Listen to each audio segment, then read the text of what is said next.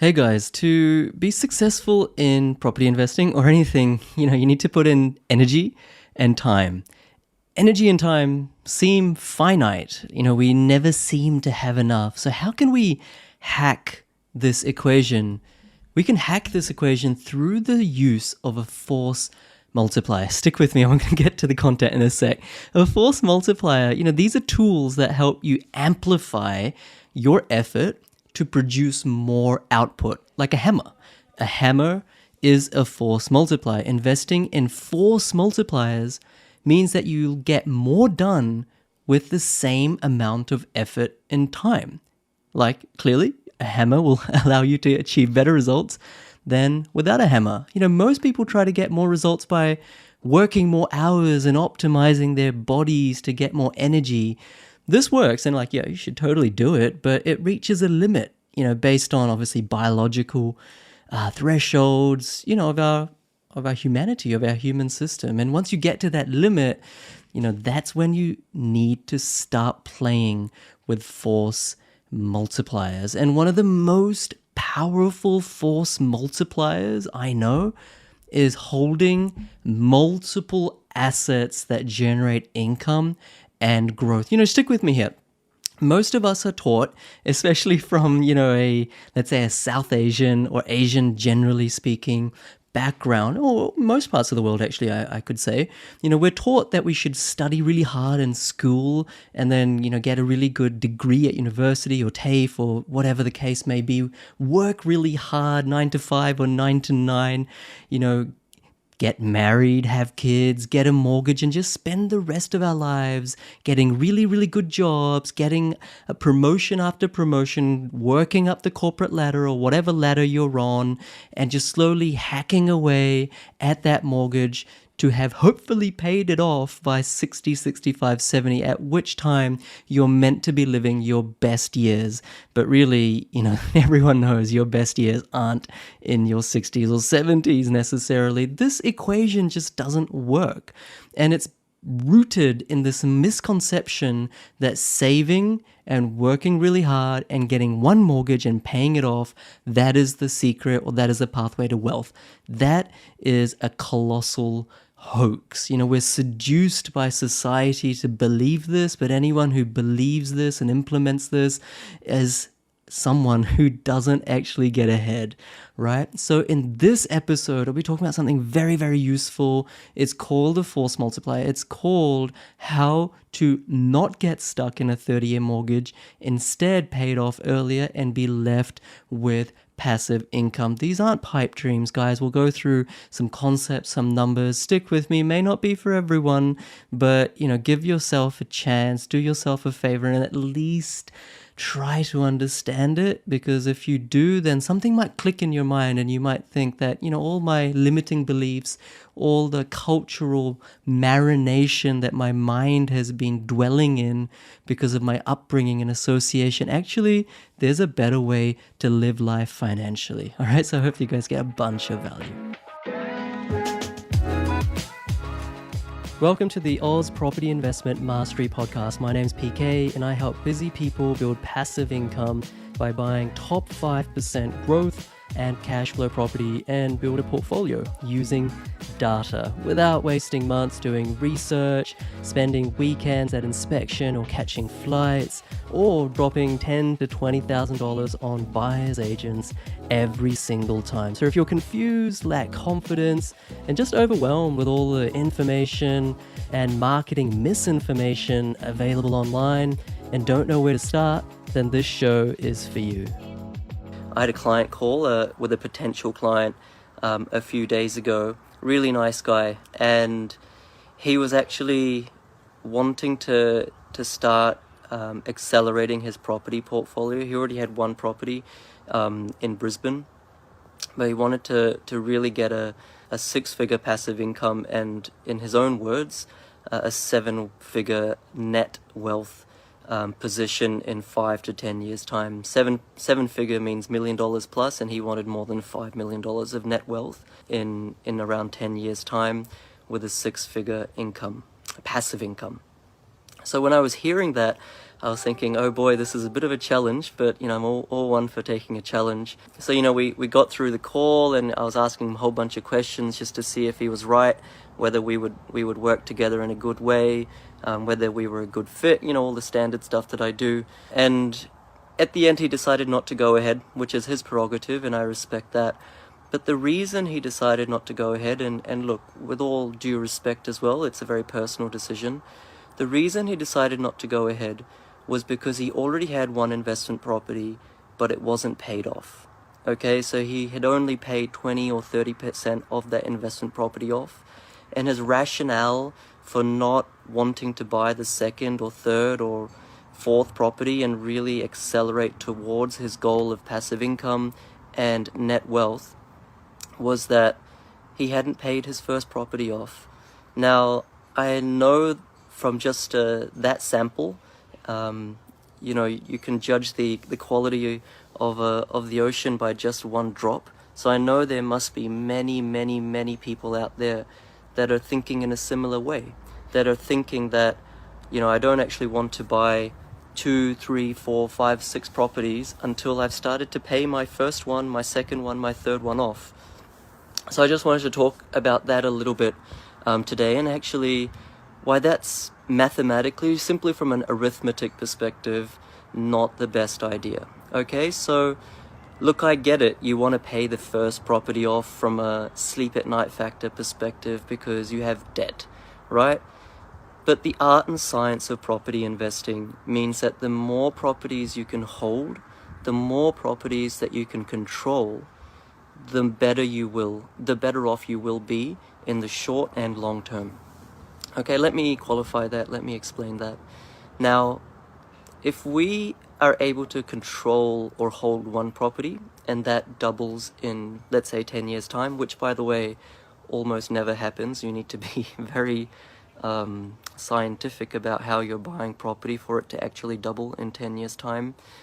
Let's say, though, you are buying one property and it doubles in 10 years' time, and then that's a good outcome. Would you rather one property have doubled in 10 years' time, or would you have rather 5 properties in your control that have doubled in 10 years' time, or let's say 13 years' time, or even 15 years' time? The simple mathematics is that the more properties you control, the more properties you hold, the more your net wealth is going to be in the future. And also, then in that future, you can use your property portfolio of, let's say, 6 properties or 8 properties. You can sell half of them and use the money from those half. That's actually doubled, remember, those half of your properties have doubled. Use the money to pay off all the debt of the half, 3 or 4 properties that you didn't sell. And so therefore, in 10 or 15 years' time, you have 3 or 4 properties that have completely no debt on them, and that are worth millions of dollars from a net perspective, and are giving you a 6-figure passive income.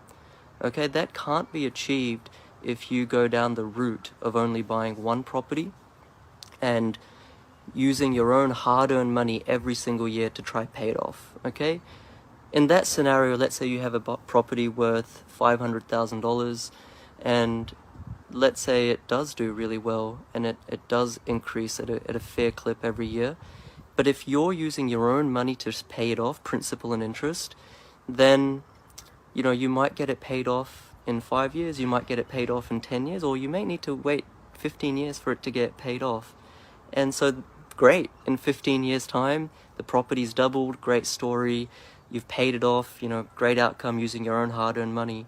But now you only have one property that's unencumbered by debt, and you've had to use your own hard-earned savings to pay it off, right? So compare that, juxtapose that versus a scenario where you didn't pay it off, right? You only paid interest only, or very slight principal and interest, and instead you use your own hard-earned money to develop deposits for future properties, and also used previous properties to extract equity to buy more and more investment properties, and in 5 or 6 or 7 years' time, managed to accumulate 6 or 8 properties.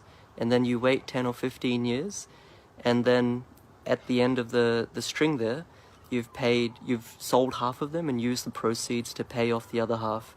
And in that scenario, in 15 years' time or thereabouts, you have 3 or 4 properties completely unencumbered by debt, paying you a 6-figure passive income, and you have a multiple 7-figure net wealth. Now, of course, this is just very high-level arithmetic. It can't work for everyone. Everyone's an individual, so you can't take this as personal advice. But I'm just using it to illustrate the fact that paying down your first investment property, or in fact your own home, is not the best idea when it comes to accelerating a property portfolio and getting to your net wealth and net passive income figure sooner and closer. Okay? I know it seems counterintuitive. We've all been brought up, especially in some cultures, to say we should buy a property, pay it off, or at least pay half of it off, and then once we've done that, then we can think about the next risk and the next risk and the next risk, okay? But the correct mindset is, if you are educated, if you know what you're doing, if you have confidence in what you're doing, and confidence comes from education, right? If you're confident in what you're doing, then you should be buying properties one after another that are positive cash flow, right? That don't actually cost you anything to hold. Therefore, from a household budget perspective, you can actually buy more and more and more, and it's actually no risk. Okay, so, there's nothing that's no risk in this world, but it's very minimal risk. Okay, so positive cash flow properties. And so what need is there to pay it off? If you have one investment property, what need is there to actually pay it off with your own hard-earned money if it's cash flow positive? And if it's also giving capital growth, then you can use that growth to buy another property, to buy another property, to buy another property. All of these properties, by the way, must be cash flow positive, right? The income, the rent must be more than all the expenses. And in that way, you can accumulate a portfolio. I hope that's making sense. I know I'm talking a lot of numbers and a lot of concepts, but this is just the fundamental basics and principles of property investing. I know many of you will already know this, but the example that I'm using is that client, or that potential client, who very selfishly, unfortunately, didn't end up signing up with me. The reason he didn't do that was that he didn't want to buy the second property until the first property was at least half paid off. But that's completely unnecessary, right? If it's a cash flow positive property, you don't need to pay that property off before you go to the second, third, fourth, and fifth, right? The more you protect your hard-earned money and not pay off your property, the more you can allocate it to future deposits, right? And the more you can allocate your hard-earned savings to future deposits, the more assets or the more properties you can control or hold. And remember, it's not affecting your lifestyle because they're all positive cash flow property. And so the more you can do that, the more capital growth you're exposing yourself to, right? 7% capital growth on one property is great, but 7% capital growth on 5 properties is even better. And remember, none of these are costing you anything to hold, right? This is not some marketing tactic or some marketing technique or salesmanship. This is arithmetic on how advanced property investment works. And so therefore, if you're able to hold 5, 6, 7 properties for the long term that give you short-term growth and long-term growth, then you can actually develop that portfolio and you can get very, very comfortably over time a 6-figure passive income. Now, not everyone can get that. Of course, you need the right income from your job or your business to be able to service properties.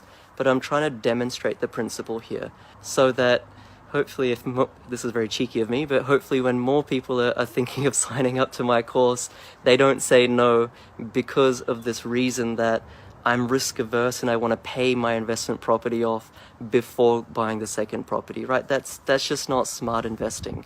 Okay, if all you want is one property and you're happy with that and you're a sort of content sort of person, that's fine then. But if you really want a passive income for yourself and your family, then you really do need more than one property, right? And you need to accumulate a property portfolio as soon as possible.